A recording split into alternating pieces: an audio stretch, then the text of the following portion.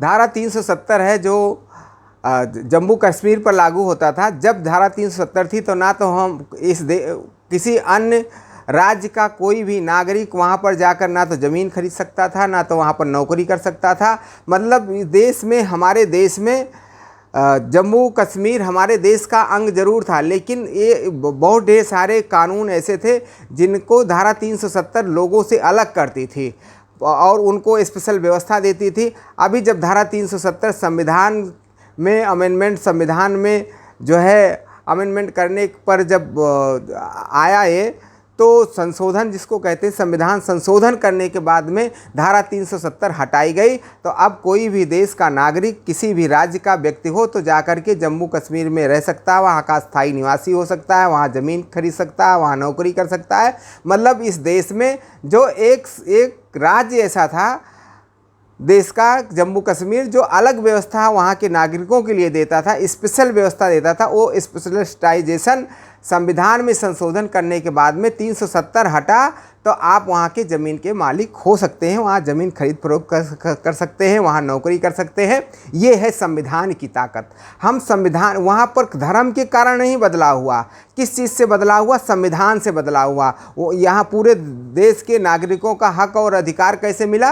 वो हमारे संविधान में संशोधन करके, संविधान में ऐसा संशोधन किया जो आम जन के लिए वो व्यवस्थित हो। इसलिए साथियों, देश का संविधान जानना जरूरी है। अगर आप देश का संविधान जानेंगे तो आपके साथ अन्याय, अत्याचार आपके साथ नहीं हो सकता है। अगर देश का आप संविधान नहीं जानेंगे, केवल संविधान नाम जानने से नहीं मतलब है, संविधान के अंदर पन्ना खोलना पड़ेगा कि संविधान में कितने भाग हैं, कितने अनुच्छेद हैं, अनुच्छेद के अलावा अनुसूचियाँ अगर हैं तो उनको पढ़ना पड़ेगा। उनको पढ़ करके हमको यह बात जानना होगा। जैसे आप जानिए कि अनुसूचित जाति की व्यवस्था जो है संविधान के अनुसूची 5 में दिया गया है। अनुसूची 5 में स्पेशल आपको यह व्यवस्था दिया गया है कि अनुसूचित जातियों को जब तक उनको आर्थिक और सामाजिक स्थिति में जब तक सुधार नहीं होता है तब तक उनको आरक्षण देने का परिविधान अगर लागू है, या उनके लिए SC ST आयोग, अनुसूचित जात जनजात आयोग का अगर व्यवस्था किया गया, अनुसूचित जात आयोग की व्यवस्था किया गया है,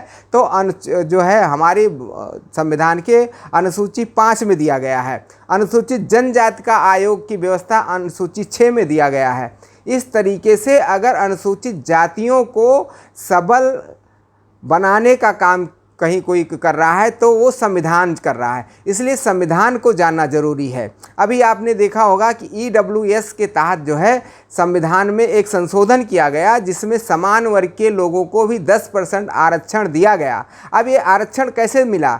संविधान में संशोधन करने के कारण मिला। अगर संविधान में संशोधन ना होता तो कहीं भी पूजा पाठ, कहीं भी आरती, कहीं भी नमाज पढ़ने से ये जो है लोगों को, जनरल लोगों को, EWS के लोगों को 10% आरक्षण ना मिलता। आरक्षण कहाँ से मिला? संविधान के कारण मिला। इसलिए अगर संविधान आप जानेंगे तो कहाँ आपका हित हो रहा है और किस संविधान में उसके संशोधन से, किस संशोधन से आपका नुकसान हो रहा है, आपकी ताकत को कम किया जा रहा है, अगर आप जानेंगे तो संविधान के लिए आपको लड़ना पड़ेगा, संविधान के लिए काम करना पड़ेगा। अच्छा, संविधान क्या है? संविधान एक ऐसा व्यवस्था है जैसे सिक्के के 2 पहलू हैं। सिक्के के दो तरफ होता है, एक हेड होता है, एक टेल होता है। इसी तरीके से संविधान जो है वो एक निर्जीव चीज़ है, लेकिन एक संविधान को अगर हम हेड मान लें तो जो इस देश की जनता है, भारत देश की जनता जो है वो टेल है। हेड और टेल जब तक नहीं रहेगा तब तक किसी सिक्के का निर्माण नहीं हो सकता है। इसलिए संविधान अगर है तो लोगों को संविधानवादी बनना पड़ेगा।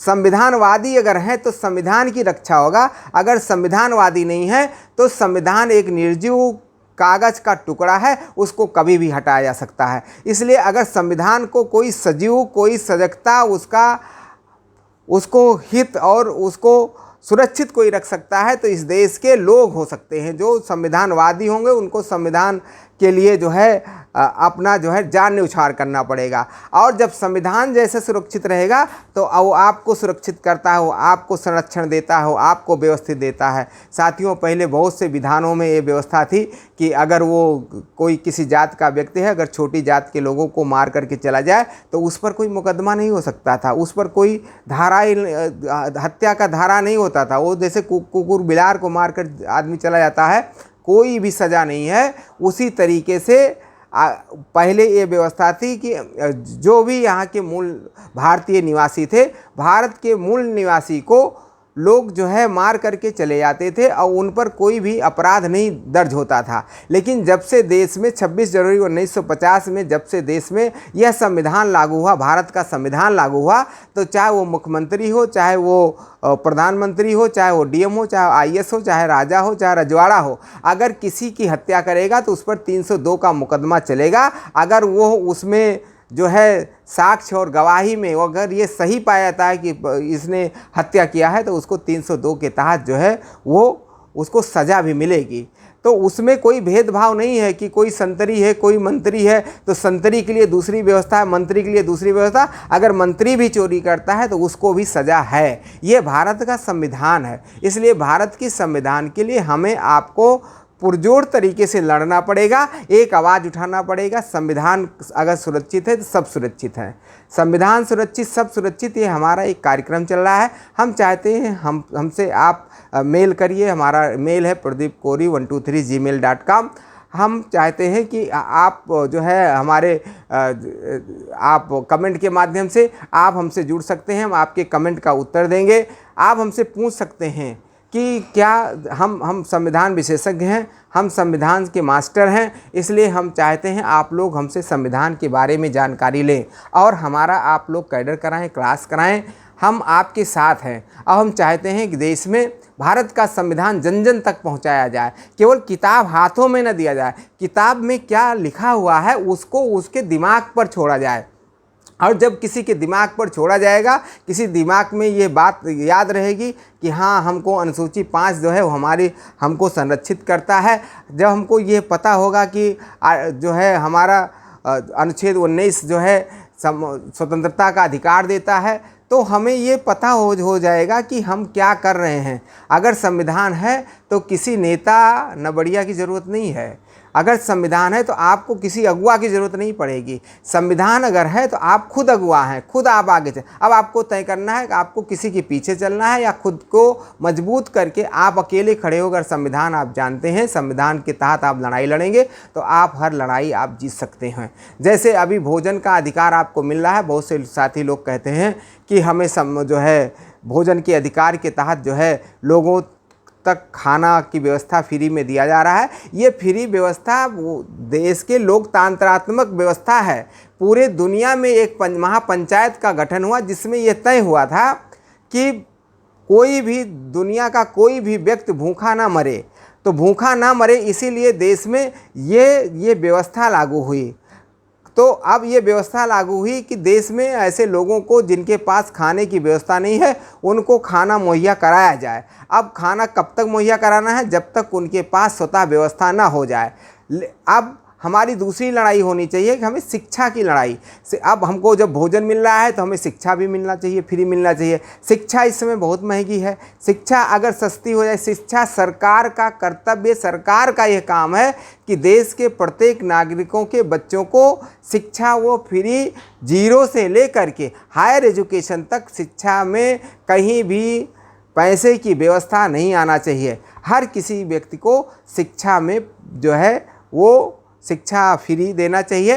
अगर आपको फ्री मिलेगा शिक्षा तो निश्चित रूप से आप जब एजुकेटेड होंगे तो जो आपको ढेर सारे अंधविश्वास कायम है, आपके अंदर जो आडंबर है, आपके अंदर जो डर है, जब आप शिक्षित हो जाएंगे तो आपके वो डर भाग जाएगा। और डर भाग जाएगा तो अपने लिए काम करेंगे, तो देश के लिए काम करेंगे। देश जब मजबूत होगा तो हम दुनिया में अपना झंडा तिरंगा दुनिया में बुलंद करेगा। इसलिए साथियों, हमको राष्ट्रवाद के लिए अपने राष्ट्रीय चिन्ह सम्राट अशोक की लाट के लिए हमें लड़ना चाहिए। सम्राट अशोक के अलावा अगर कोई निशान लाया जाता है देश में, तो इसके खिलाफ हम लोग को एक जंग लड़ने की ज़रूरत है, एक आंदोलन करने की ज़रूरत है। नहीं तो आपकी पहचान भारतीय मूल भारतीय लोगों की पहचान मिट जाएगी और इस पर बाहरी लोग आकर के कब्जा कर रहे हैं। इनको हम लोग को मिलकर के पहचान करना है और ऐसे लोगों को जो भारत के राष्ट्रीय चिन्ह को जो है बदलना चाहते हैं, जो भारत के राष्ट्रीय चिन्ह को हटाना चाहते हैं,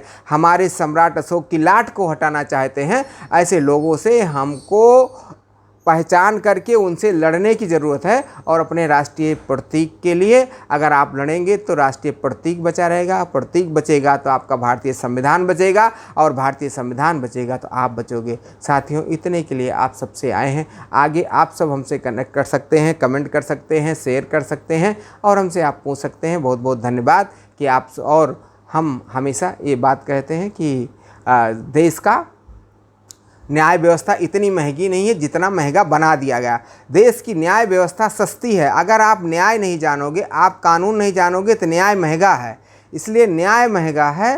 तो न्याय क्यों महंगा? क्योंकि आपकी अज्ञानता के कारण न्याय महंगा है। हम चाहते हैं इस देश में न्याय सस्ता हो। और सस्ता कब होगा? जब आप संविधान जानोगे, जब आप कानून जानोगे, जब आप व्यवस्था जानोगे, जब आप जो है राजनीति जानोगे। आप नेता बन गए हो, आपको राजनीति पता नहीं है। आप नेता बन गए हो, कानून पता नहीं है। आप मंत्री बन गए हो, आपको संविधान पता नहीं है। जब संविधान पता नहीं है तो यहाँ का आईएएस आपको ठगने का काम करता है। इसलिए साथियों, देश में एक न्यायिक जो प्रक्रिया इतनी महंगी कर दी गई है, इसको सस्ता करना है। और न्यायिक प्रक्रिया सस्ता ही होता है। न्याय हमेशा, भारतीय संविधान में न्याय व्यवस्था बहुत सस्ता दिया गया। इसलिए बहुत से केसों में ये कहा गया है कि अगर कोई गरीब व्यक्ति है तो उसको सरकारी वकील जो है फ्री में मुहैया कराया जाएगा उसको। और अगर वकील नहीं मिलता है तो आप अपनी चीज़ों के लिए खुद से आप उसको जाकर के अपनी लड़ाई, अपना व्याख्यान खुद कर सकते हो। किसी अधिवक्ता की ज़रूरत नहीं है। लेकिन आप जब कानून जानोगे तो ये जो ठग बीच में बैठे हुए हैं, न्याय को बेचने वाले लोग हैं,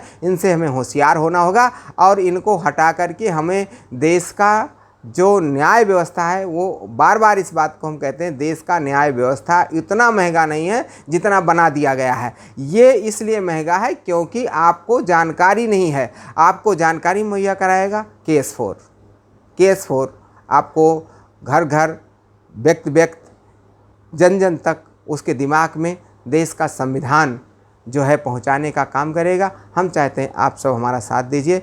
आपको आज के लिए इतना ही आपसे गुजारिश थी, आपसे इतना ही बात करना था। बहुत बहुत धन्यवाद। Thank you.